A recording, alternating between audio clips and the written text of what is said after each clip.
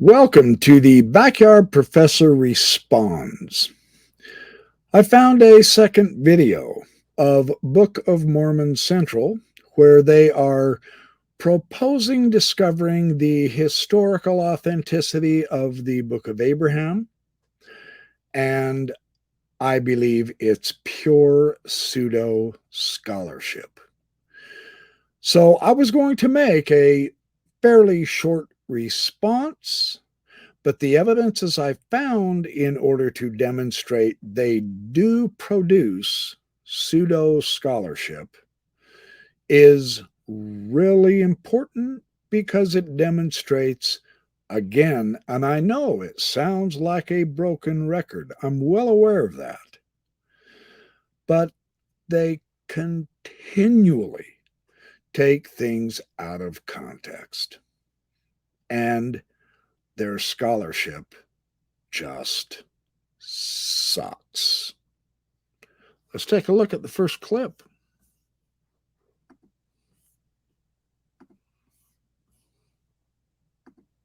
Generally speaking, there are three interlocking issues people encounter when they learn about the controversy surrounding the Book of Abraham. First, there's the question of the papyri Joseph Smith acquired and how he translated them.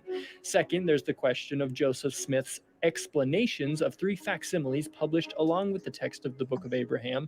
And third, there's the question of the historical believability of the text itself. These issues are too complicated to cover in just one video. A good place to start to learn more is a Gospel Topics essay published by the Church of Jesus Christ of Latter-day Saints titled Translation and Historicity of the Book of Abraham. Two items that I would like to note that are truly crucial to grasping the importance of that essay on the church's official internet website. Number one, the former Book of Abraham scholar and Farms scholar Brian Hauglid has come out and denounced that essay as being not valid. The second item that, of course, Book of Mormon Central will truly ignore and never mention, but which we need to be aware of, is Robert Rittner himself, who was John Gee's teacher, has written a response to just that essay, and he has shown it is a fruitless attempt at discovering and demonstrating historical authenticity with the Book of Abraham. Let's take a look at the next slide.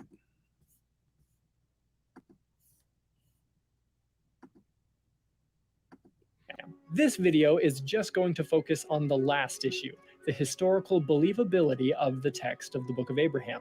Is there any evidence that it preserves authentic ancient writings from the biblical prophet and patriarch Abraham?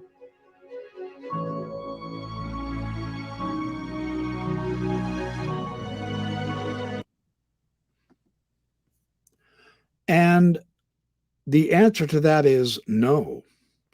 There is no scholarship that shows the historical Abraham. In fact, critical biblical scholarship has demonstrated fundamentally the entire lack of archaeological evidence of support even for the figure of Abraham, let alone any type of book that he might have written. We do know that all of the later Abraham pseudepigrapha, the Testament of Abraham, the Apocalypse of Abraham, those aren't history of a historical personal. Those are more religious, faith-promoting, much later, centuries, if not millennial later, spiritual teachings of someone else. Let's take another look at another clip.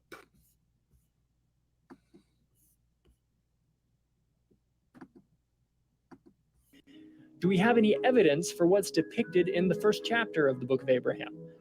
Yes, we do. No, we don't. This is entirely misguided, and it is highly misleading. This is why I'm responding. And this is one of the reasons why I stopped being an apologist. Let's take a look at another clip.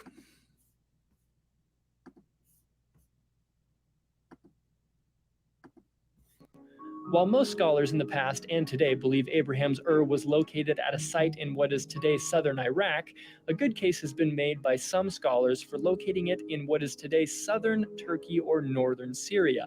While the exact site of Abraham's Ur is still unknown, a number of plausible candidates have been proposed in the general area near the Turkish-Syrian border.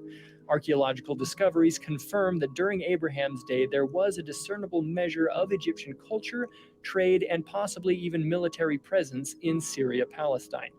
Furthermore, Egyptologists recognize that the ancient Egyptians during Abraham's day did in fact practice human sacrifice, or more properly, sanctioned killing or ritual violence against enemies of Egypt or This is pure bunk, as we will see later on in this program. For one thing, they ignore Christopher Woods, who is the world expert of the issue with Abraham and ancient Mesopotamia or Syria or wherever they find it up in Turkey in the north or in the south. He has a chapter in Robert Rittner's complete edition of the Joseph Smith Papyri, and he shows how the issue simply does not work. You notice Book of Mormon Central says, well, some scholars have said this, and so on and so forth. The only scholars that are attempting to find a historical Abraham for the Book of Abraham are the two lonely Mormon scholars, John Gee and Kerry Mulstein. No other scholars are saying what these two are saying. None of them. Now, I have a pile of books here because I was going to read off the names of the scholars, but this video is going to be long enough as it is. Let it be known, though, I don't know of any other scholars that agree with this attempting historical authentication of the Book of Abraham from the Mormon scholars. Let's take a look at another slide.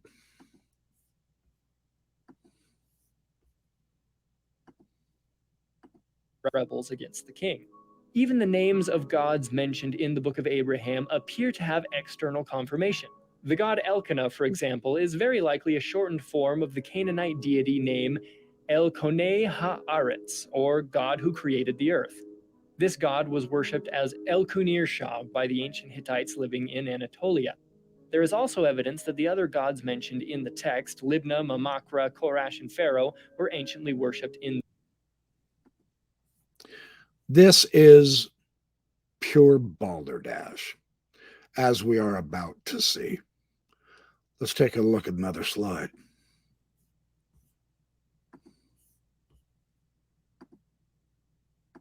In this same area. Finally, the name Olishem, mentioned in the Book of Abraham, has been plausibly identified with a location called Ulisum or Ulishum, mentioned in an inscription of an ancient Akkadian king named Naram-Sin. This Ulisum is believed to be located somewhere in southern Turkey, not far from the Syrian border, precisely the same location where some scholars believe that Abraham lived. So scholars have been able to piece together a plausible ancient time, location, and cultural setting for the first chapter in the Book of Abraham. Continue. That is pure bunk. There is no historical authenticity of anything about the first chapter in the Book of Abraham.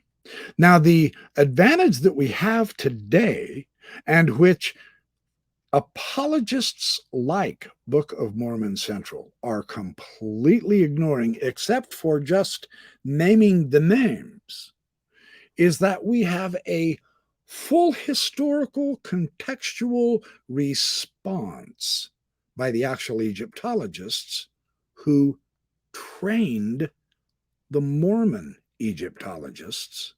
And with their renegade Mormon scholarship, the other Egyptologists are taking exception to this misuse of their line of living. and it doesn't please them, and very properly so. They are quite angry in some respects, and in other respects, they're more bemused. They're more incredulous that anybody takes the Mormon scholarship on the Book of Abraham seriously. And I've got great evidence on this. Let's take a look at another slide.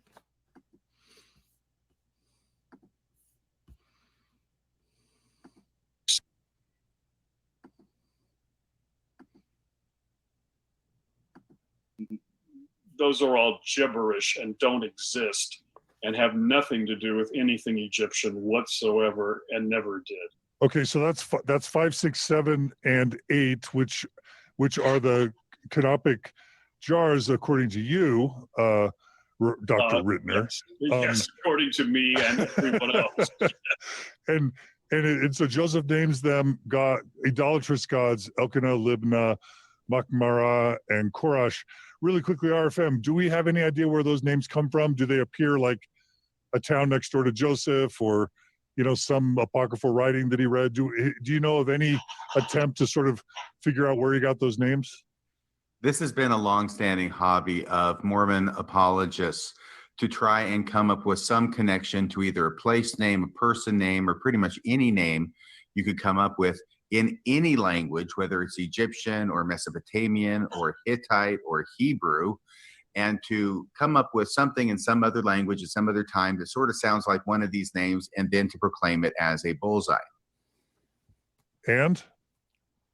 Well, I guess then it depends upon your own perspective. John Gee has recently published a paper on the 4 sons of Horus, which are pictured there as 5, 6, 7, and 8, in which he engages in that exercise. He published it at the Interpreter Journal, the online journal, with the editor Daniel C. Peterson. And this is in the past 2 weeks that this came out.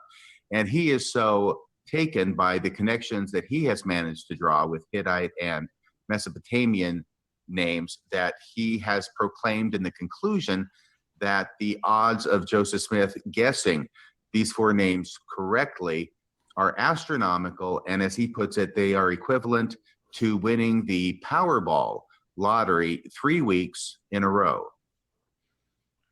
Wow, Dr. Rittner, I guess a checkmate on you by John Gee. No, I'm being silly. Do you have a response to John Gee's assertions there? You already used the word gibberish. My honest reaction, that's just pathetic. Oh no, tell us why. These are extremely well-known figures. The names are extremely well-known. We have surviving 3-dimensional examples of these. Almost every museum, and mine has multiple copies. The Metropolitan has multiple copies. Every regional museum, any museum that has Egyptian objects probably has some of these.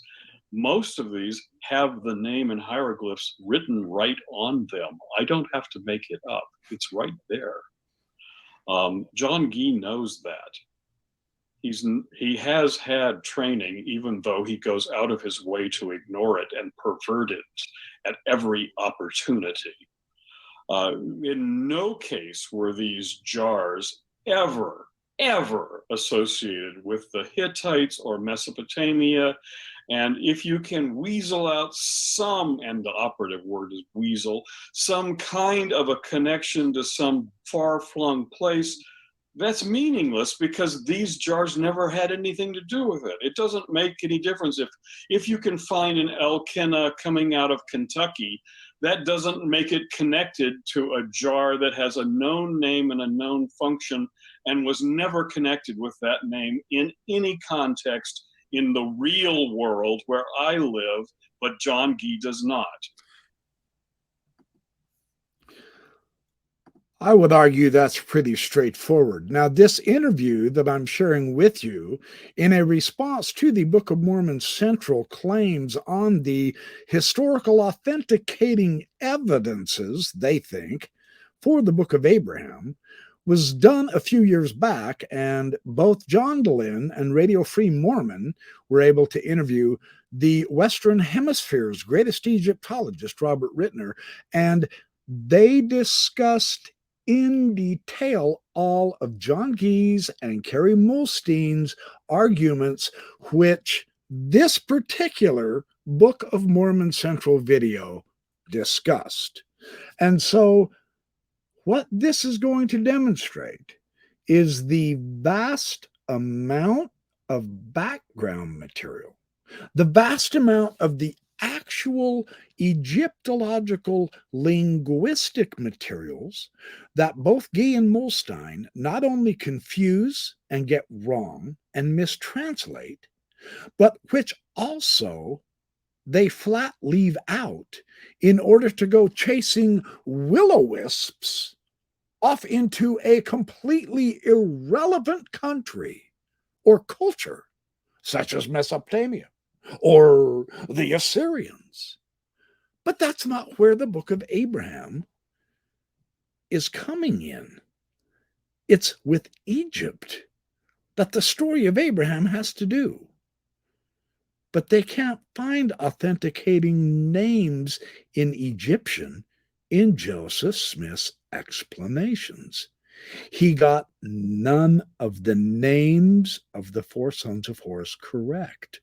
And yes, this is soundly and properly refuted by the greatest Western Hemisphere Egyptologist, John Gee's own teacher. Let's take a look at another clip.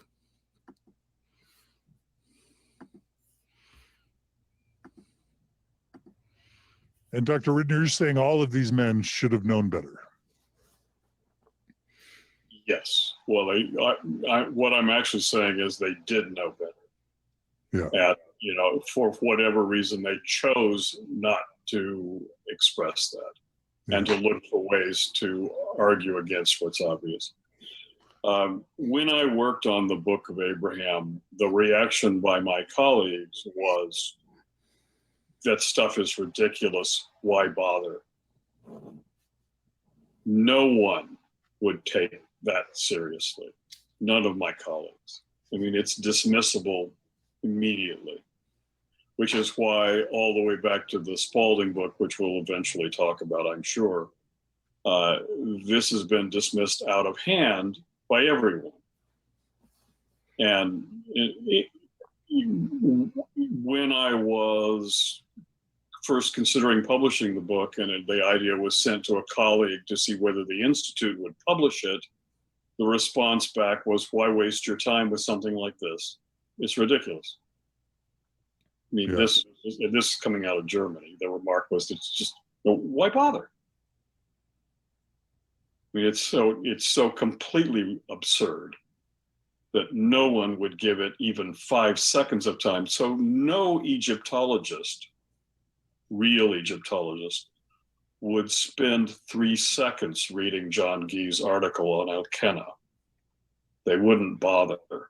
I've only looked at it because I've been drawn into this, and therefore, because I was publishing the Egyptian manuscript. But if I had not been asked to read the actual papyrus, I wouldn't have spent a second on anything John Gee ever wrote.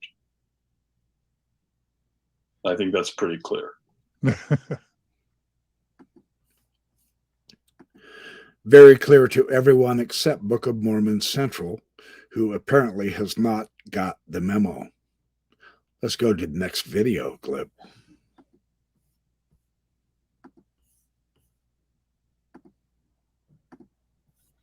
John Gee wants to have it both ways.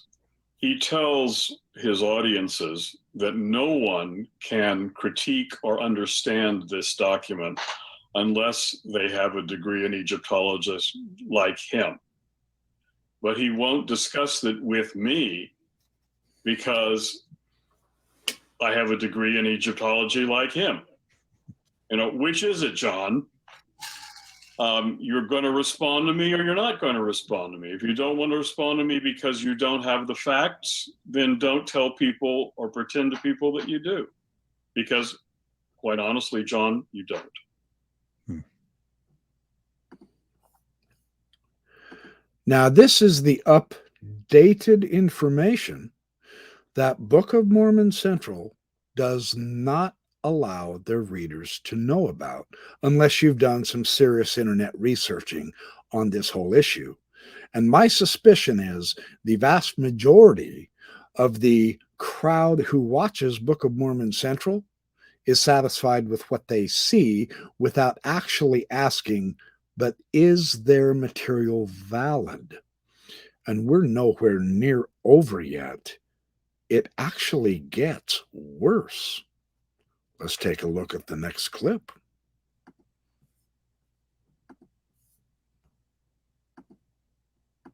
Slides for facsimile. Yes, if I think the next thing is going to be on the Four Sons of Horus. So here we can actually see who the four sons of Horus are. And so you can see them there drawn. This is just pulled from Wikipedia page. So this is so commonly known that anyone can check this. You don't have to take this is not my personal interpretation.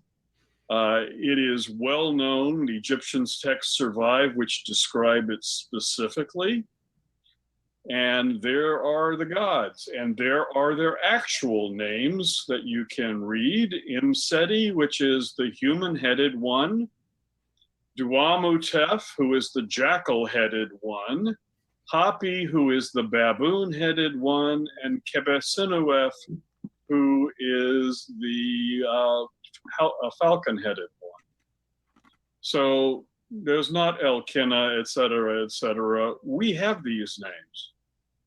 We absolutely have these names. Anyone who wants to can look up Four Sons of Horus right now on the internet and read everything you'd want and see example after example after example. You don't need to take my word for it. And any attempt to make them be something connected to the Hittites is bizarre, just bizarre. If you go to the next slide, this is Book of the Dead 151, which is a major spell that is designed. Now, this would have been in a papyrus that would have been almost certainly in one of the papyri that Joseph Smith bought. Whether it survived, and I did not survive in the copy that we still have, but it would have been as one of those. The papyrus number 2 would have, or the Tasheret Men would have had it. And so we get statements to be said by Kebesinuef. So this is what the so-called idolatrous god actually is. This is the one with the falcon head. I am your son, O Osiris so-and-so. Here would be Hor. I have come to be your magical protection. I unite for you your bones and assemble for you your members. I have brought to you your heart. I have put it for you as a seat in your body. I have preserved your house after you, for you are alive forever.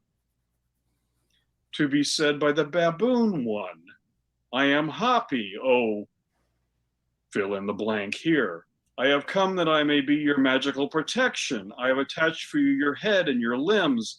I have smitten for you your enemies beneath you while you are alive forever. To be said by Duamutef, who is the jackal-headed one.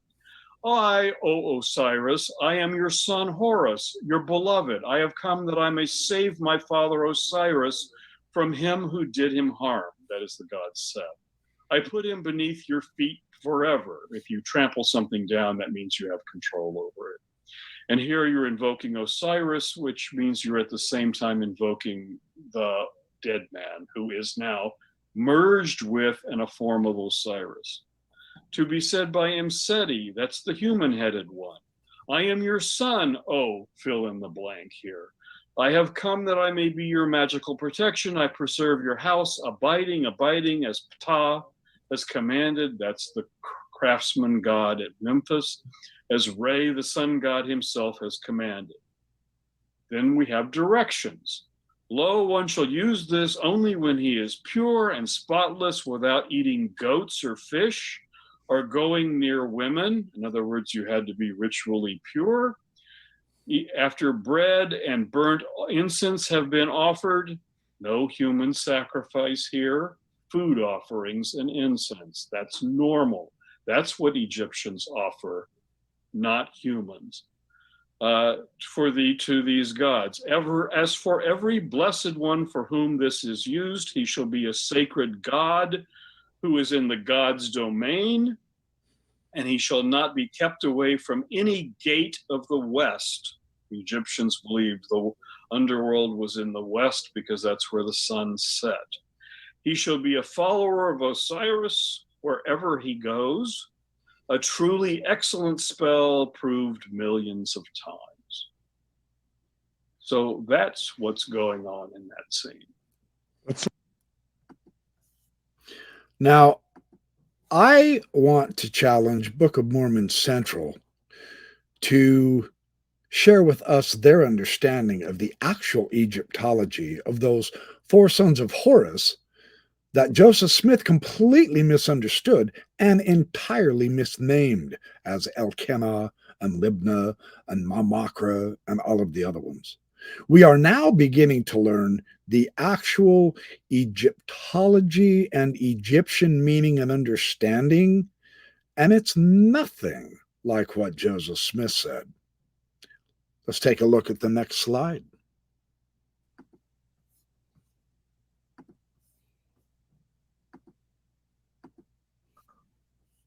If Hugh Nibley had been honest, he would have reproduced Book of the Dead 151 and said, this is what this scene is about.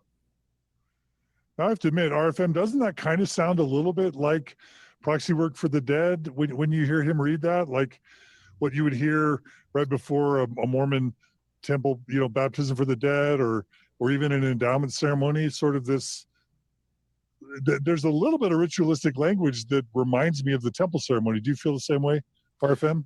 Well, I do, but I also have to caution myself that when my knowledge of ritual is limited pretty much to what I've experienced in the LDS temple, it is very common for me, as it is probably for most people, to interpret any other kind of ritualistic ideas from Egypt or anywhere else in terms of what it is that I already understand. So I'm trying to avoid that. But I did have a similar feeling to you.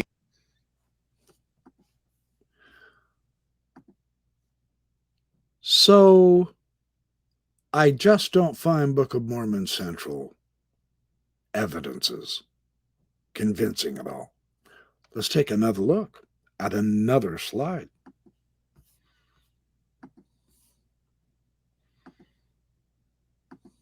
Can I say something here about Please. these four sons of Horus? Because I need to get another point in here for Joseph Smith, in addition to the one semi-point for the God of Pharaoh.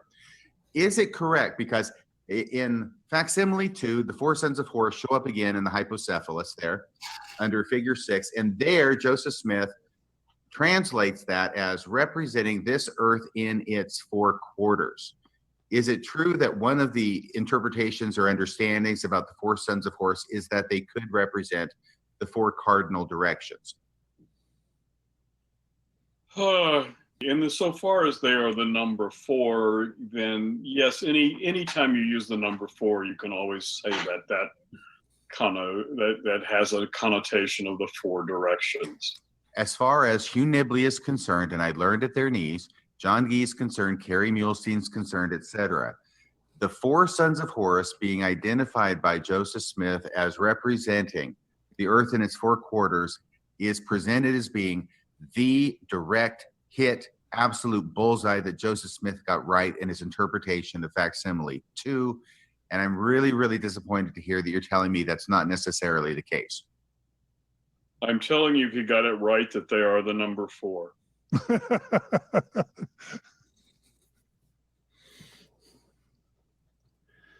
The symbolism of 4 for the 4 corners is universal. Okay, I'm taking that as a hit then. Yeah.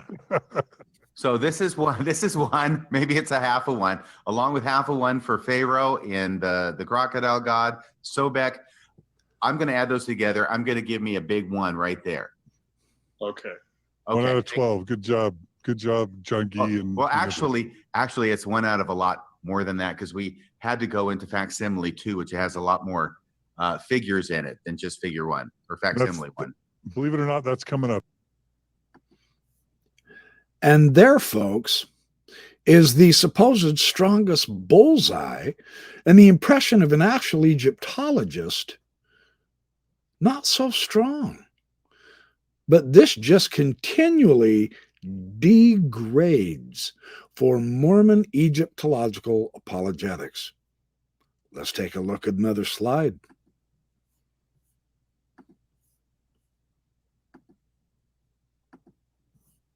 Well, in the various articles done by John Gee attempting to justify the legitimacy of Smith's interpretation of facsimile 1, he states that there is an Egyptian papyrus that links the name Abraham to this scene. And that is even cited in the church's statement, the official online statement, to which I responded a number of years ago. And that is a papyrus from Leiden, which is a magical papyrus.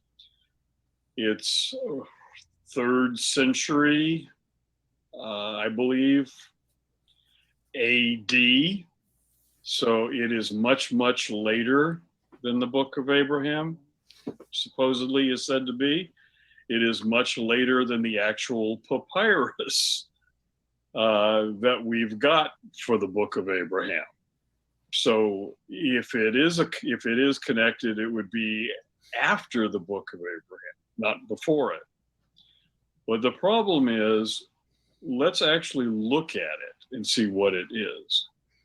It has nothing whatsoever to do with this tale of Abraham. And when one looks at the translation, and I've lost it off my screen now. Can we pull it up? Yeah. So this is a picture of what? Tell our listeners. This is a picture of the Leiden papyrus, otherwise known as the Papyri Greci Magicae, the Greek magical papyrus number 12, lines 474 to 79. It also has a number, as you can see there, PDM for Papyri Demotici Magicae, because this is a manuscript that is written both in Egyptian and Greek. It's written by Egyptian scribes who are fluent in both the Greek script and the Egyptian script. And what this is a sex spell. This is a love spell to force a woman to have sex with you. And this is part of a manual that would be like a cookbook, a book of magical spells. If you wanted to have a woman come to you, you'd go through and you go through the papyrus and find this, and it's very fragmentary. It's largely broken away, but the parts of it that survive say you bring a seal, something of copper, and a lion, and a mummy, and Anubis, while they seek something with a scarab, and then you recite magical words. These are abracadabra words that don't mean anything even in Egyptian. Adio orich tambito Abraham huat planio, etc., etc. And the whole soul for her, fill in her name, whom then fill in the name of her mother, the female, and unfortunately your picture is blocking my screen here. The female body of her, fill in her name, who so-and-so bore, I conjure by a god whose name is broken, to inflame her name again here, her mother's name there. Write these words together with this picture on a new papyrus, and you get the scene of the lion bed with the mummy of Osiris and Anubis, who had been described as what you write. So there you have in the text an actual mention, although it's broken, of the lion bed, the mummy. And the reason for this is that moment in which Osiris comes to life and impregnates Isis. And that's what you want to happen to this woman, that she will be inflamed in the same way by invoking this image. And you'll notice Abraham is in there, but he is not obviously part of the story, unless there's some interesting, really exciting part that Joseph Smith left out, and I'd like to read that part. But instead here, it's invoked just because it's a magical name. The Egyptians made use of every god imaginable. The Egyptians invoked Mesopotamian names, Greek names. They even invoke Exodus and invoke Yahweh. One of the most popular gods to mention in this papyrus is Yao, which is a form of Yahweh's, because the Egyptians accept all gods. They never persecuted any god. They accepted every god, including the ones who persecuted Egyptians. So what they did is every wise man, they would also put their name because they thought they had power. So it is here Egyptians invoking the name of Abraham as a wise man. But this is done in the Roman period.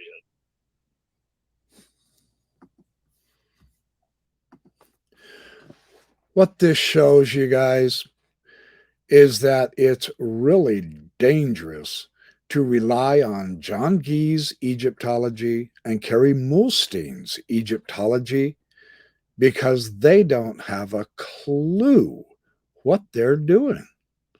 And it actually gets worse. Let's take a look at the next slide.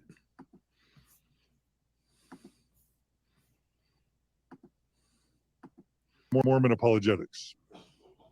This has the word Abraham. It is here in a spell that shows the lion bed. But it's the lion bed that's used like the lion bed is used all over the place. It has nothing to do with the Book of Abraham. It's simply fortuitous that it's a coincidence that it happens to be the same scene that's on the Joseph Smith papyrus, because nothing about this papyrus relates to the story of Abraham in Egypt. But as an apologist, as a Mormon apologist, Abraham is here simply because he's a magical name, and it's no more significant than the other etc. that's there as abracadabra. And yes, it's been mentioned specifically by John Gee repeatedly as a connection showing that Abraham and the lion bed are related. The abracadabra here is not invoking the lion bed. It's merely a magical power to make the woman come and jump on your body.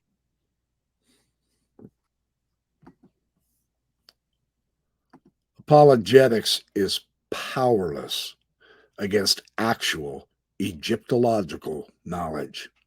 The Mormon apologists, who appear to me to be so desperate as to try to find any kind of link whatsoever to Abraham with the Egyptian papyri, it's a losing battle. Let's take a look at another slide. We're nowhere near done yet. Before we leave that, I have to bring up the fact that I was disappointed in Kerry Mulstein, who's one of the two preeminent Egyptologist apologists for Mormonism in the Book of Abraham.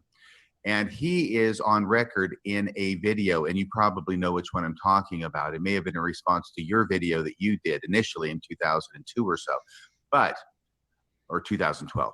But he is on record as saying, referring to the Leiden manuscript, that it contains the name Abraham, and that actually translated, the words are, Abraham is upon the lion couch. Have you heard him actually say that? Because I have. No, I have not. We have to get the audio. Especially intriguing is a lion couch scene, roughly contemporary to the Joseph Smith papyri that mentions Abraham. The Leiden Demotic Papyrus, which dates to about the same time frame and again from roughly the same location, it has a lion couch scene, and we don't have the entire portion of the papyrus left, but there is definitely a lion couch scene with the name Abraham right below it. It is associated somehow with that graphic. In there is a lion couch scene. It's actually part of a love charm. And the text says, it's got a picture of a man on a lion couch, and the text says, this, or Abraham upon his couch. By the way, in the 3-part piece that Bill Reel and I did in a separate podcast, it's about 1.5 years ago, we do play the audio there. So it is of record, and he did say that. But I wanted to get your take on that. Go on record now as saying something I don't like having to do, but I will. Kerry Milstein was trained at UCLA. I know from the professors who taught him there that he was not taught late Egyptian hieratic, nor was he taught demotic. So he has not been trained in the script in which the Book of Abraham, quote unquote, or the breathing permit of horror was written. So where he made an attempt to critique and evaluate my transcription and understanding of that document as opposed to Michael Rhodes, he doesn't actually have the background to make that decision. He might know Middle Egyptian hieratic. It's very, very different. Michael Rhodes couldn't read Ptolemaic hieratic if his life depended upon it. I mean, that he's not been trained.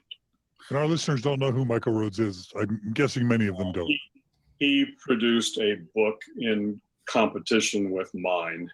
I was denied access to seeing the papyrus. Actually, I petitioned to see the church before I ever started working on the papyri. I was told I could not, and they got Michael Rhodes to do a book instead. And Michael Rhodes basically recycled the translation of Hugh Nibley from many years before. But more to the point, to answer the question, RFM, that you just asked me, demotic is a highly specialized field within Egyptology. It is a subspecialty. Most of my colleagues, 80%, cannot read a word of demotic. Kerry was never trained in demotic. So he cannot read the script that he has said, that you're telling me he is describing. Demotic is tough. That is my specialty. And when I got my PhD, you have to, at Chicago, sight read a text that is suddenly handed to you out of nowhere. And the text I was handed happened to be this papyrus. It's extremely complicated, and this is not merely complicated demotic, it's Roman period demotic, and there are 3 kinds of demotic because it changes over time radically. So most people who read demotic don't read Roman period demotic either. But that's my fort, that's my strong point. So I was handed the very thing we are now talking about, thrust in front of me and said, keep going until I tell you to stop. And I transliterated it and read it aloud in front of a group of individuals who would be my peers, and I got honors because I read it flawlessly. So that I can do. Did you get to the part where it says Abraham upon the lion couch? Yes, unfortunately, that section is broken. The word lion is there, who is there, but they're not even in the same sentence. Does that answer your question? If I'm understanding you correctly, Carrie Muhlstein was engaged in a little bit of maybe wishful misrepresentation of what the actual translation is. That is correct. And I guess I want to ask the same question we asked earlier, whether it's Guy or Muhlstein or whoever was involved in discussing this, putting this forward as some type of proof. In your view, Dr. Rittner, did they know better? Do they know better? They should. Yes, I'm sure they do. Yeah. This is absolutely damning to LDS apologetics on the Book of Abraham and translating Egyptian.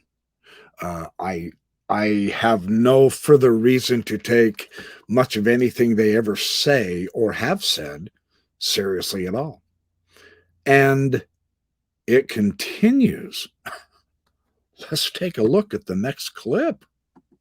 This is incredible. To it. Yeah, well, absolutely. Just first of all, lest we forget about this, it's clear that Smith's reconstruction of the story of Abraham in the Book of Abraham, with the aborted sacrifice of him, is largely a carbon copy of what you have in the biblical text, where Abraham is confronted with a sacrifice that is also aborted, but of his son Isaac. And the reason where, again, in both cases, Yahweh steps in both of those stories and prevents what would be murder. But it's important to note that now, as we are speaking, in Egypt, there is an Abrahamic tradition which is alive and well and being celebrated as we speak, because we are in the time of the major festival for the Islamic world, which is the Eid al-Adha, which is the festival of sacrifice. And that celebrates the permission by Yahweh to Abraham to not kill his son Isaac. That is the most important celebration in the Islamic world. Now, the reason for bringing that up is that if there were post-biblical traditions of Abraham, you would expect to find a reflex of that in the continuing cultures in the Near East. They haven't forgotten everything. And the Abraham story is not only alive and kicking, it's predominant. It is more important than Moses in the current world of Egypt. And yet there is not one trace, not a scintilla, not any reflection of the Book of Abraham tradition, whereas the biblical tradition is extremely predominant. So one has to wonder, if there were a second story, why is it that it is not enshrined in living testimony when Abrahamic lore is so strong? And that brings up the question of the Leiden papyrus, where there was a supposed example of the Book of Abraham tradition in a Greco-Roman document,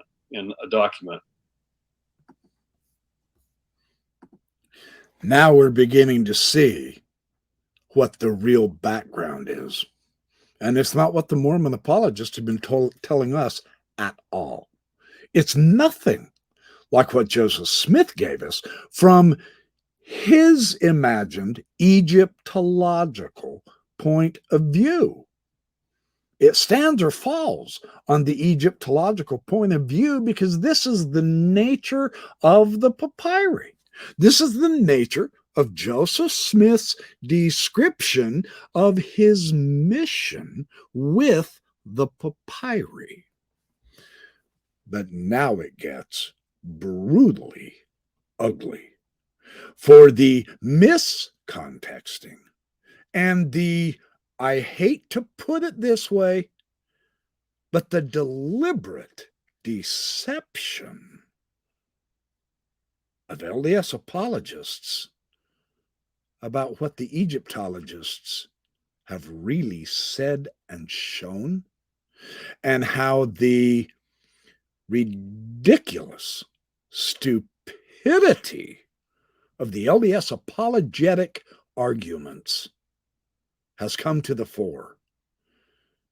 And we actually learned the rest of the story, that LDS apologetics, they aren't worth spit.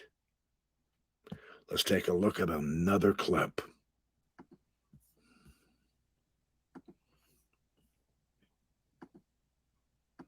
In a document from, this is something else I want to point out. I went back and checked the date.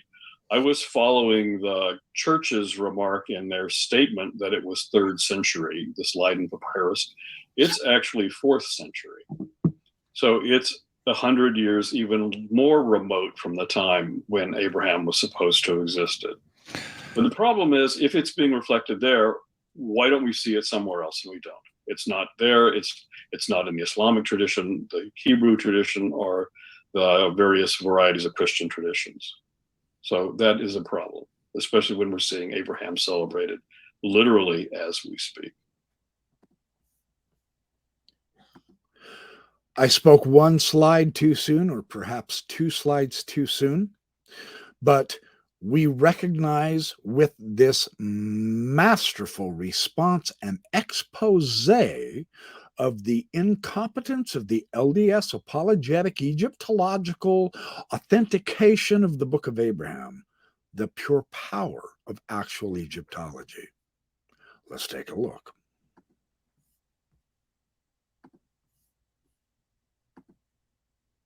Only that, and I know we're going to get into the apologetics relating to the Book of Abraham at a set, but acknowledging everything that Dr. Rittner has said is absolutely accurate. What the apologists tend to do is they tend to look at a different set of legends relating to Abraham's attempted sacrifice in Babylon when he was thrown into a furnace, very much like the story of the Hebrew children that we read about in Daniel, and he was saved. May I interject there? Oh, please do. Because I've discussed that specifically, and I heard John Gee refer to that in a podcast this morning that I was asked to listen to. The problem with that is that has nothing whatsoever to do with the patriarch Abraham, and John Gee knows that. That particular Coptic story to which he refers is set in Mesopotamia, and it is not of the patriarch Abraham, but of Saint Abraham of the town of Arbala, which is the modern Iraqi city of Erbil. And the pharaoh in that, the word pharaoh is being used as a title, not a personal name.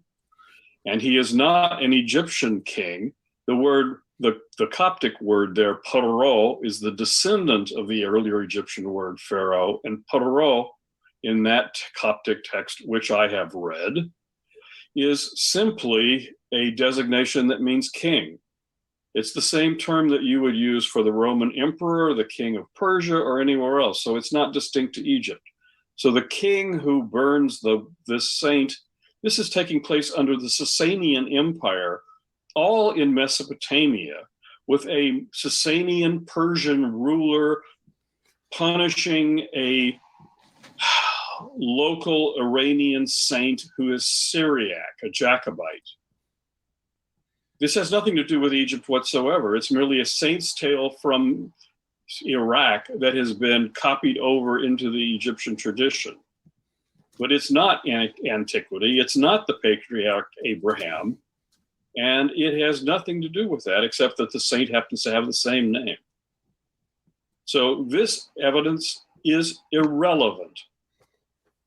And it was published accurately that the king referred to is Shapur II of Persia. We know precisely who this is. And the text specifically says that his territory of control is Mesopotamia. It couldn't be more specific. Presenting this as John Gee did in a festschrift is a dishonor to the person to whom it was presented. And it is a complete, absolutely a complete distortion of facts that have been known since 1908, when it was properly published. And the 1908 publication is accurate, and what John Gee does with it is a complete fabrication. And he even admits that everyone else has recognized that it's some Persian king named Shapur. Well, it's not some Persian king. It's specifically Shapur II in Mesopotamia, no relation to Egypt. End of story.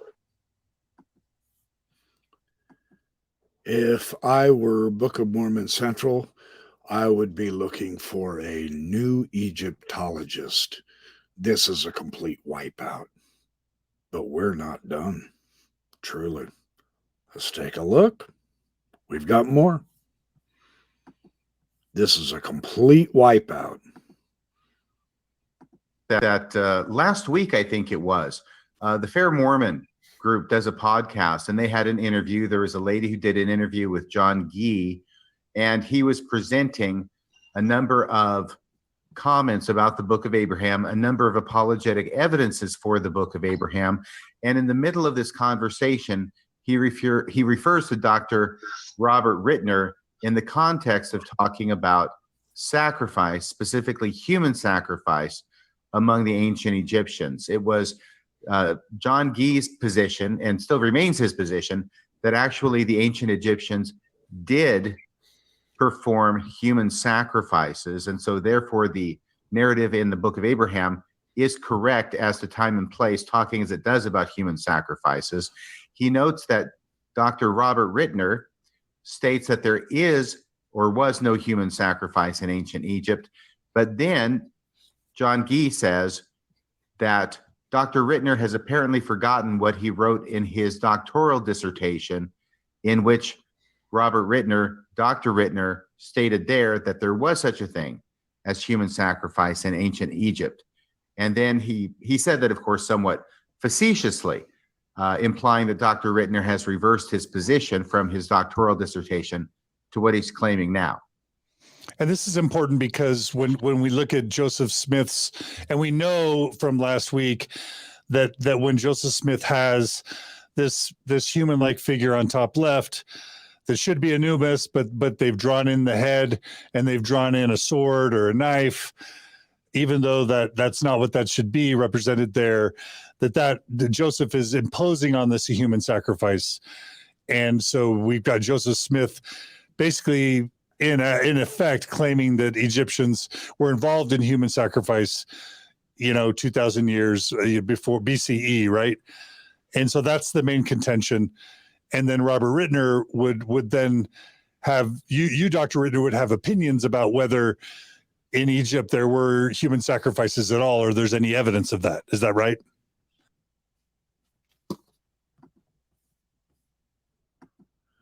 This is an absolute debacle of the Church of Jesus Christ of Latter-day Saints, Mormon apologetics, defending a book of scripture that has absolutely no Egyptian authenticity whatsoever.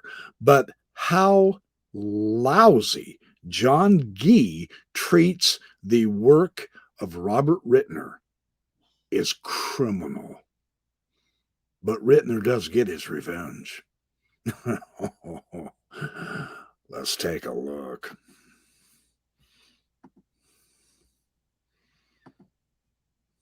And I would be happy to respond to Okay, that. so let's hear it. How else might Joseph have gotten this wrong?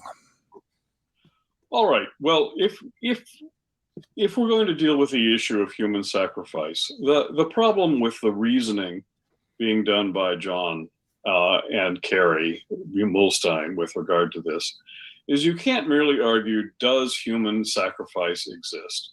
Then you have to also ask, does human sacrifice exist in the fashion that it's depicted on this picture, is in fact this illustration an actual image of it, which we know is not the case because this is a doctored image. There was no knife. And for those who just didn't catch it last week, it is more supposed to look like this image on the right. We've pretty much established that Joseph and his scribes would have drawn in a human sacrificing another human when really it's Anubis. And, as you described, how would you summarize this image on the right, Dr. Rittner, for those who didn't catch last time? Instead of it being a sacrifice, what it should be according to the... Yeah, well, actually, Anubis is simply administering embalming materials for the resurrection, quite literally, of Osiris on the not altar, but a funerary bed. And so even though we've already established that they got that wrong, we still have to have this tedious discussion about, is it even possible that sacrifices should exist in the time frame? So keep going. So now we've got facsimile one again. Because sacrifice is the critical part of the story, right, in the actual text. So we can dismiss the picture as being human sacrifice, but the question is, since it's raised in the text, is that reasonable? Right. And there you have two questions. First of all, would the Egyptians be practicing human sacrifice? A. And B, would they be sacrificing a human in Ur of the Chaldees, or specifically Elkenah, according to the designation in the text and the designation of the idolatrous priest who was supposedly holding the knife. RFM, would you be able to jump to that section real quick in Abraham and just read to us a verse or two, just so that we know where you're reading from in the text and kind of what it's saying? Do you have that handy? Yeah, actually I do. It's Abraham chapter 1, of course, which is right after facsimile 1, which it's describing.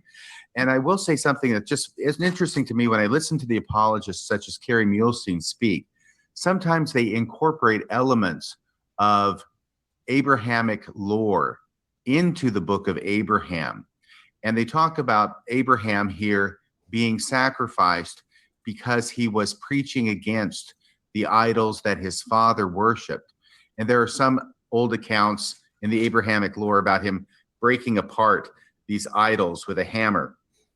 And then that's why he gets in trouble with the local authorities over in Mesopotamia, and he's thrown into the fire. But what I note here in the book of Abraham, it actually doesn't say that in our book of Abraham. It really doesn't say exactly why it is that Abraham is being sacrificed. It's implied that it's because he's raising his voice against the idolatrous gods. But what he starts saying in verse 7 is this: therefore, where he talks about that he raised up his voice. No, the fathers turned their hearts toward these idolatrous gods. He gives their names, the 4 names, right? And the 5 names, if you include Pharaoh, king of Egypt. And then verse 7, therefore they turned their hearts to the sacrifice of the heathen and offering up their children unto these dumb idols. Now, please notice that these are thank offerings in the book of Abraham. It even uses that word. So they are so into worshiping these idols that they're going to offer up their children unto them, and hearken not unto my voice, but endeavored to take away my life by the hand of the priest of Elkenah. The priest of Elkenah was also the priest of Pharaoh. And it says, now I'm not going to try and read too much, but that's the thing, is that now at this time, it was the custom of the priest of Pharaoh, the king of Egypt, to offer up upon the altar which was built in the land of Chaldea for the offering unto these strange gods, men, women, and children. And so they laid their hands upon Abraham to sacrifice him as a thank offering. That's what it's called in verse 10. Even the thank offering of a child did the priest of Pharaoh offer upon the altar.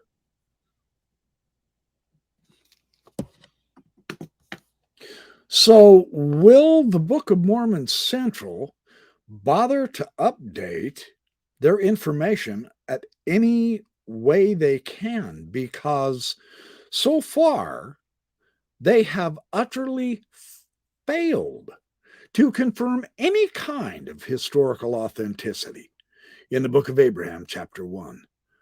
But the problem now is Their own scholars are betraying them by presenting faith-promoting information that has nothing to do with historical reality.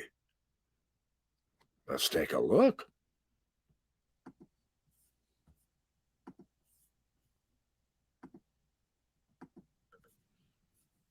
So they're going to offer up Abraham just like they did 3 other virgins because of their purity and because they would not bow down to worship the gods of wood or of stone. So impliedly, and only impliedly, Abraham is also being offered up as a thank offering, but because he also was so pure that he would refuse to bow down and worship their gods of wood and stone. So that's what it says. Okay, now thank you, RFM. Now, Dr. Rittner, what's wrong with with Joseph's writings in the Book of Abraham as it relates to what you know about Egyptian history?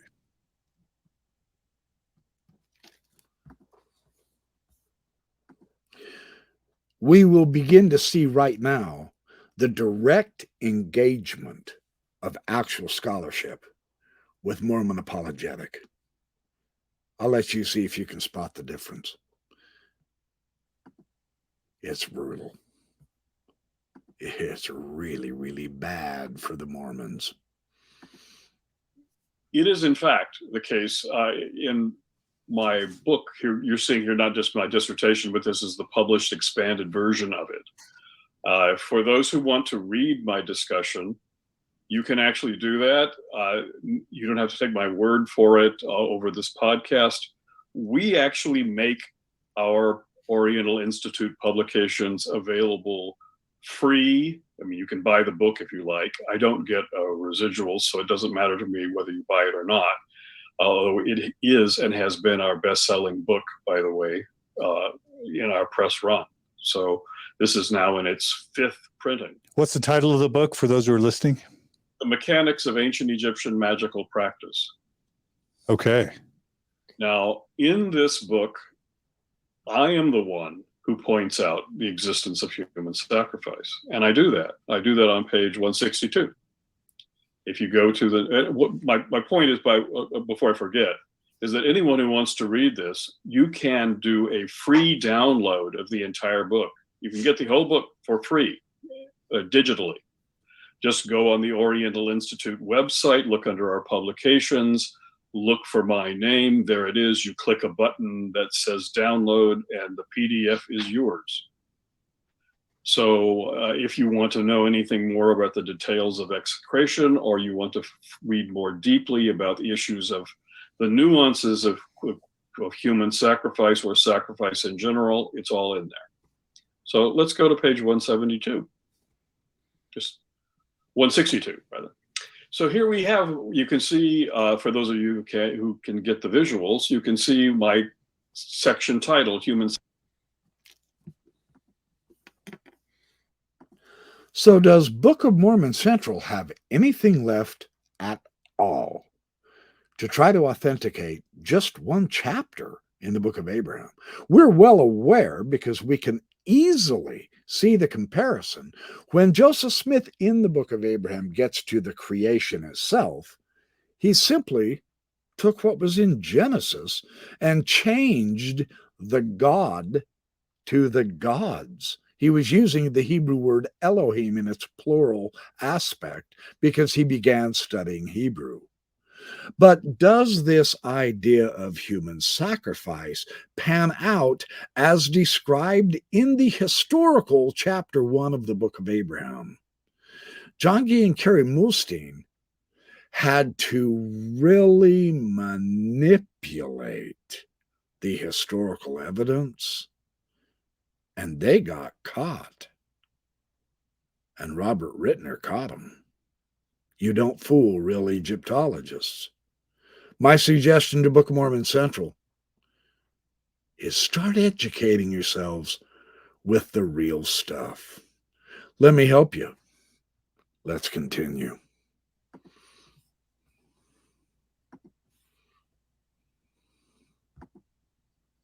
What I did was analyze, as the core of my dissertation, an archaeological site at a Nubian fortress near the Second Cataract. It's a site known now as Mer Gissa. This was a new installation by a fortress in Egyptian's Middle Kingdom. And this was built in a virgin site. There was no local town there. The Egyptians set up a fortress, and whenever you set up a fortress, you would perform execration magic. And what execration? It's a fancy word for cursing your enemies. And you make little dolls, which are the antecedents of voodoo dolls. And the Egyptians, you would then write the name of your enemies on these dolls. And this is sponsored by the state. So the chancellery would actually go through, keep a list of all the names of the foreign rulers. And there was a standard boilerplate list of the rulers of the north, south, east, and west. You'd put them all down there. Every time some new king came to the throne or new chieftain, if they knew about it, they'd change the name on papyrus.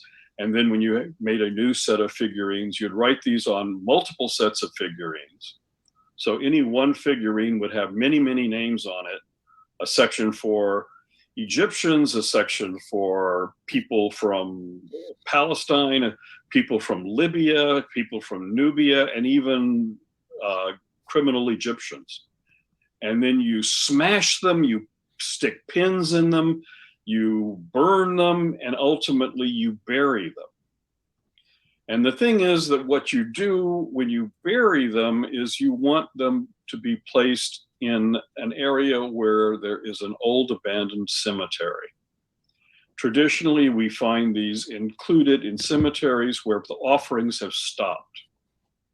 And so what's happening from the Egyptian perspective is that the ghosts who live in that cemetery have not been fed thank offerings. They haven't been fed food. Yeah. And so they are angry and hungry. They want their food offerings. And what you are doing is you're saying, here, take these people. And that's what these little voodoo dolls. Notice that there is no real actual understanding of the Egyptian historical background knowledge when you study either Kerry Mulstein or John Gee. They are warping the materials because they already have the answer. They need to manipulate and warp and weave false evidence together in such a way to confirm Joseph Smith's gross misreading of the ancient Egyptian history and religion. And Rittner's not done yet. This is astonishing. Book of Mormon Central. You boys best wake up.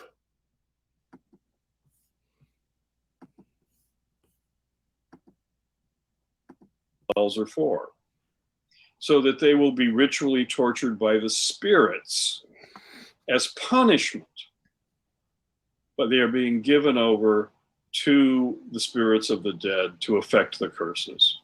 So you're asking ghosts to torture these people, and the whole point of this exercise is that it will be magically effective so that the Egyptians do not have to go to war. It's a way of making sure your enemies are peaceful and under your control without actually having to go out and fight them or persecuting them in any way, or putting it another way, it's so you don't have to actually kill them.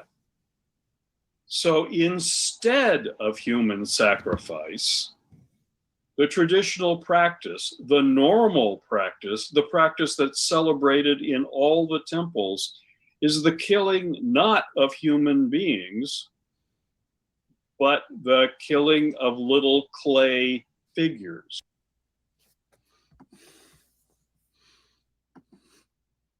I'll bet you never heard that from a Mormon Egyptologist, did you? Unfortunately, no. But there is still even more background, and then a total evisceration of the weird Mormon apologetic due to a desire to be faith promoting. And when you find out the actual historical evidence and you find out the real background from legitimate Egyptology, it doesn't build the faith, it decimates it. Let's take a look.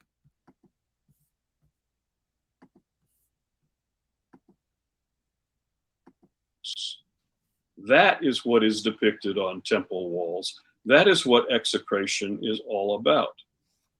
That is the cursing ritual that's performed in all the fortresses on Egypt's borders and in the temples inside. So on a regular basis, do Egyptians commit human sacrifice? The answer is no. Do they sacrifice images of humans to avoid having to actually kill them on the altar? Yes.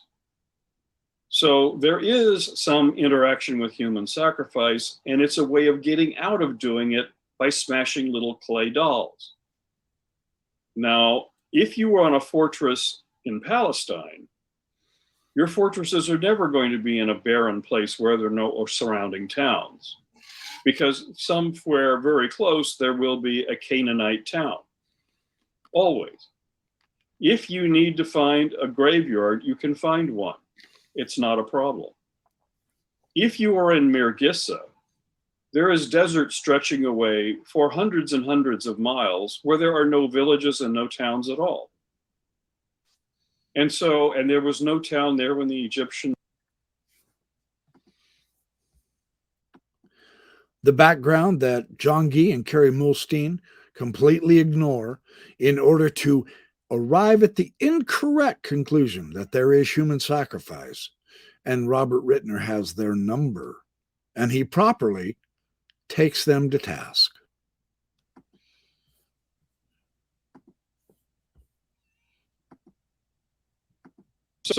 So what we're doing now is I'm jumping over the rest of my discussion of the human sacrifice. At the site of Mirgissa, there was found a discarded Nubian body.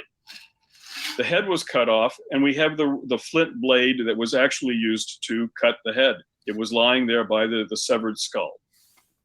I did not participate in the excavations, I should point out, of this site. But what I did do was analyze everything that was part of this execration ritual, all the pieces, including the body. And I pointed out in that section that is now no longer on the screen, that this was almost certainly a human sacrifice, that a person was killed at the time of the execration, because the body wasn't buried, it was discarded. It was essentially tossed aside in a sand pit in one place, the head somewhere else. So in this next section, in burial, I talk about the reason that's important that there be a burial. This is where I explain that in all the cases that we have, typically they are put in a older cemetery for the purpose of invoking that ghost that I mentioned. Well, at Mirgissa, you couldn't do that. There's no ghost, because there's no older cemetery. There's no angry spirits who haven't received their offerings. So what do you do if you don't have an angry dead person? And you need that for the ceremony. You make one. So what you do is you take a political prisoner and you execute him. So yes, it's human sacrifice, but it's also a political execution, because this is undoubtedly a captured prisoner on a border fortress where you are fighting Nubians. So how you look at sacrifice vis-a-vis how you look at political execution is a problem. And that's the case in wherever you would have it. But here, it is important to note that what you've got is a unique phenomenon. When you say the Egyptians practice sacrifice using the English present tense, you mean that happens all the time. That is a regular feature. And what I'm saying is we have a case where once Egyptian practiced in the past tense sacrifice. So it is not a normal custom. The normal custom is to avoid it by using smashed dollies, and then you put them in an old graveyard. Here, they used smashed dollies and they had to make a graveyard. That is why I am not contradicting myself. It is what I explained in livid detail within the body of my dissertation, which John has said somehow contradicts itself. Read it for yourself. It's free. That's my advice to Book of Mormon Central. You need to actually do some real learning and some real study instead of just following along with the faith-promoting pap and pablum that your own scholars are misleading you with, and in rather what appears to be unethical ways. But Robert Rittner is not finished yet. Let's take another look at another slide.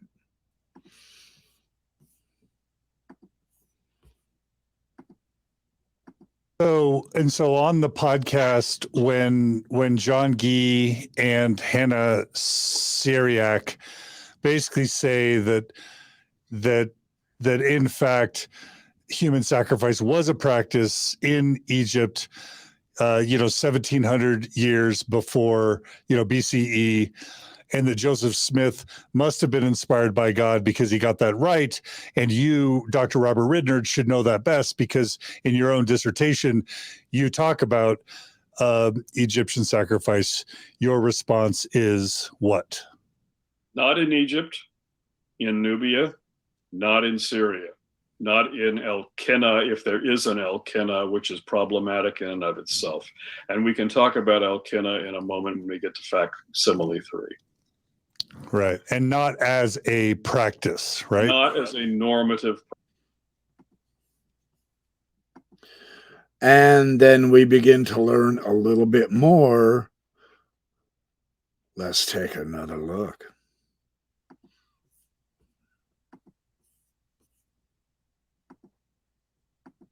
And just to come in here and emphasize what I read in chapter 1, verse 8 of the book of Abraham, it does state it was a common practice there. It says, now at this time it was the custom of the priests of Pharaoh to offer up upon the altar men, women, and children to their strange gods. It's also important to notice that what's being done here when you're killing this Nubian prisoner, you are not actually offering him to anybody, right? To what gods?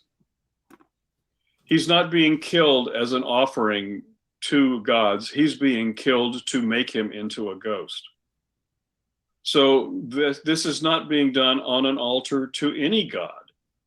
This is in a pit in the desert, not in a temple, not in a cult setting of a temple with priests around. There are priests around who are invoking this, but they're not doing it in front of images of gods. So the Nubian is not being sacrificed to anyone. He's being sacrificed for the purpose of making an angry dead man. So it is not the procedure that's being described. It's not like you have a statue of Osiris and you were killing this man in front of him, or a statue of the idolatrous god of Elkenah, because no statue of a god is there. So it is completely incorrect in context, not for the same purpose. It's not as an offering, but is instead to make someone unhappy. It's a non-thank offering. It's to tick someone off so that he will then torture the names of the spirits that are written on the voodoo dolls. So the mechanism is 100% the opposite. And Guy knows that because, of course, I was his teacher and I taught him what execration magic was. And he... Ouch. Because Guy is in such a hurry to confirm Joseph Smith's view and the Book of Abraham, he reads too fast through his own teacher's materials and he gets it completely wrong. We're not done yet. Let's have a look at another clip.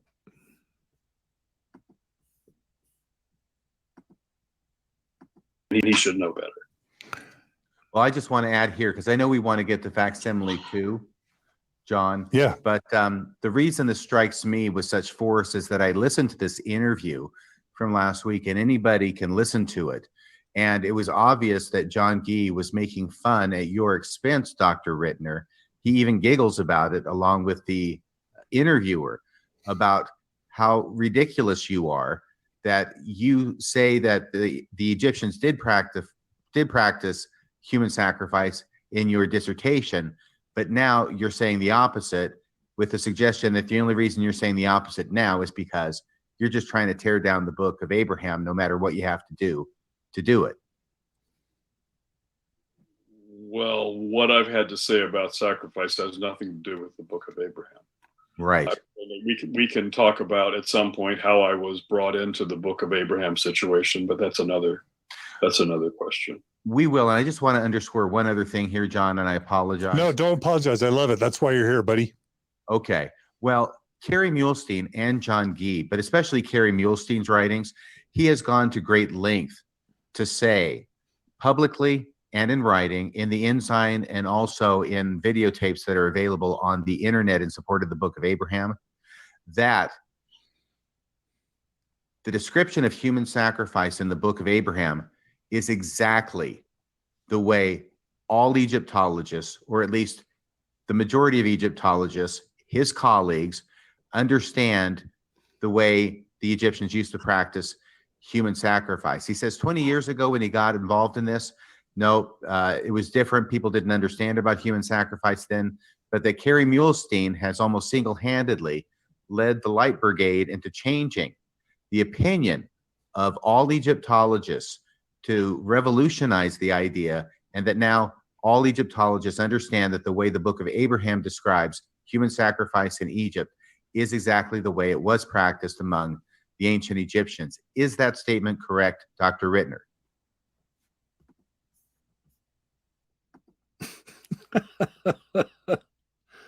Never, ever trust what a Mormon apologist says.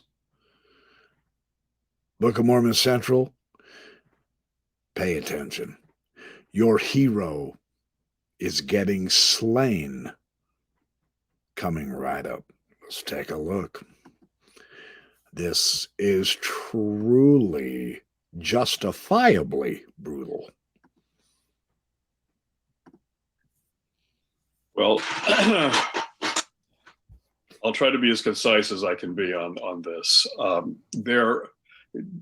Kerry wrote his dissertation on this very topic, and he was very careful to describe these as political executions rather than human sacrifices. So he walked a careful line that passed muster with Egyptologists. He did not prove that there was human sacrifice. He, in fact, just pointed these out as being as being political execution. You have examples of a text, which John Gee also references in this podcast, of a stela of King Neferhotep of the Middle Kingdom, in which boundaries are being set up for a temple precinct. And it is said that anyone who trespasses, any bureaucrat or priest who trespasses into this estate and would attempt to take away some of its assets would be burnt.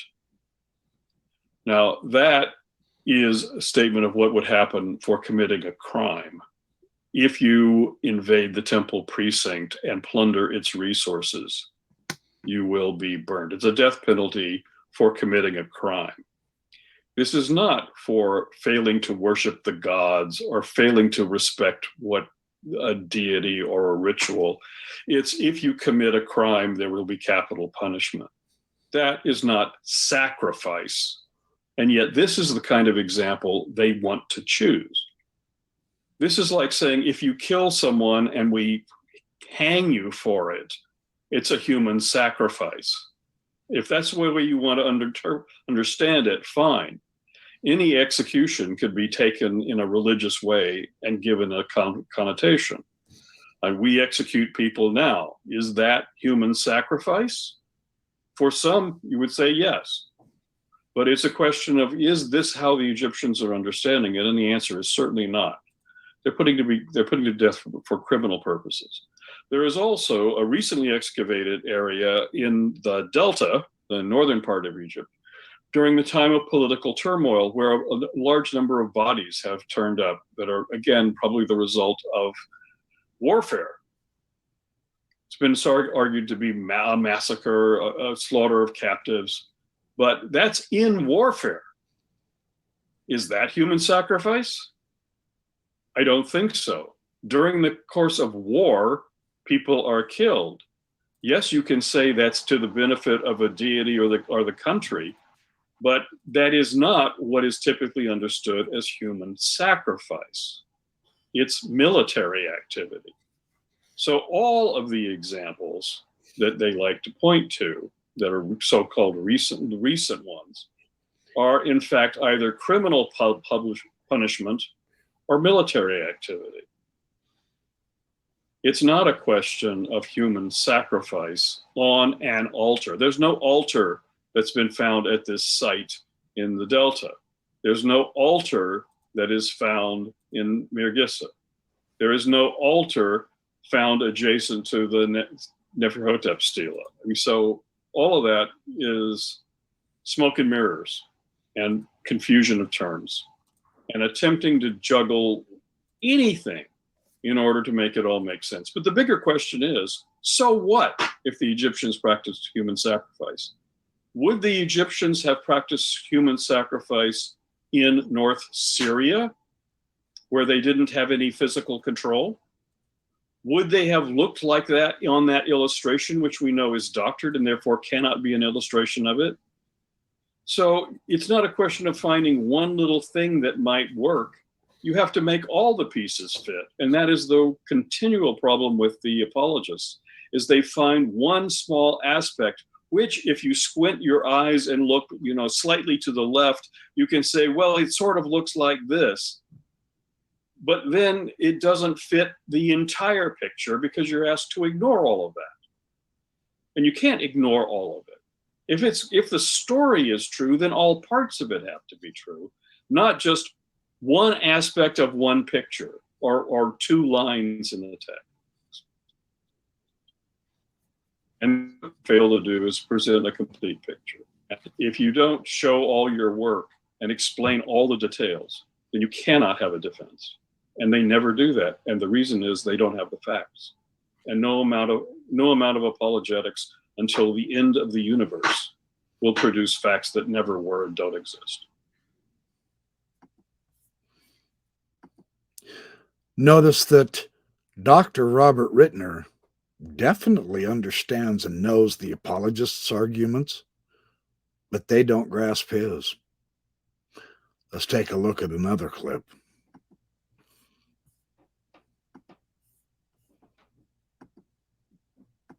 Here it is. The book of Is that true? The answer is no. Okay, because I was going to say the book of Abraham says that it was the custom among the Egyptians to sacrifice people for refusing to worship their gods. There is no evidence of that ever in any context. On the contrary, the Egyptians don't care what gods you worship, and they adopt every single deity, including Yahweh. The most popular deity in the Greek period Egyptian magical papyri is Yao, which is just a different writing of Yahweh. The Egyptians invoke Apollo, Diana, Ereshkigal from Mesopotamia, Reshep from Syria, Baal. The Egyptians add gods. They don't take any away. Never do they persecute you for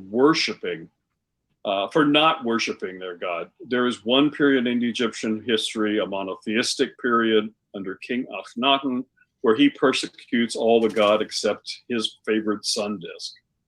But that's a unique period. The Egyptians, as soon as he was dead, that movement stopped. And what year would that have been approximately, Dr. Rittner? 1300s BC. Okay. And again, we have Abraham, if he even lived, somewhere between 1700 and 2000 BCE, so long before. Long before. Yeah. So, Book of Mormon Central, you've got your work cut out for you, because everything you've produced in both of your videos so far, I have found nothing convincing at all. And I found a lot that is very, very disturbing, unscholarly, downright close to unethical, and definitely pseudo scholarship. That's not worth putting out on YouTube to show who the lazy learners are and who the real scholars are. Let's take one more look at one more clip.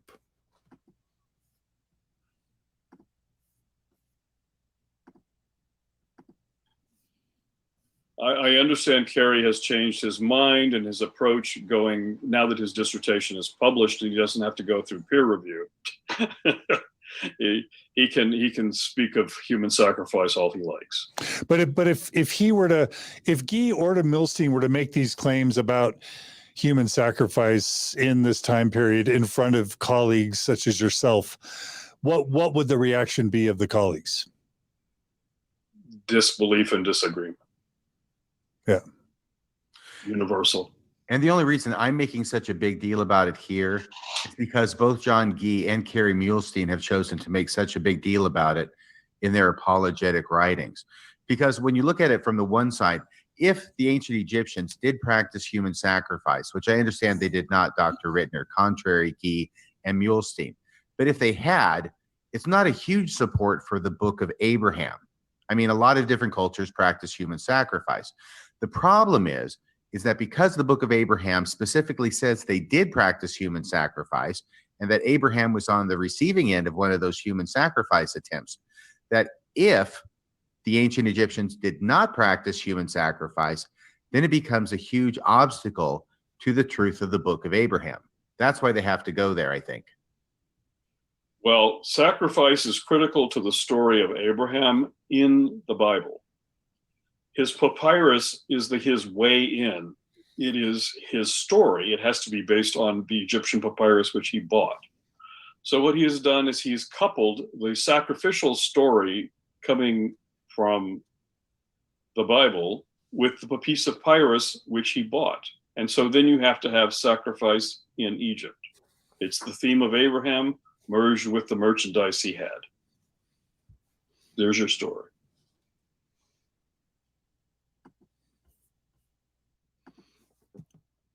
There's your story. Book of Mormon Central, my advice is you shape up or shut up, because you're not doing yourselves any favors whatsoever by producing pap and pablum and tripe in a faith-promoting effort to sustain a false narrative. Thanks for watching my response video. I have a lot more I'll respond to. Have a great night.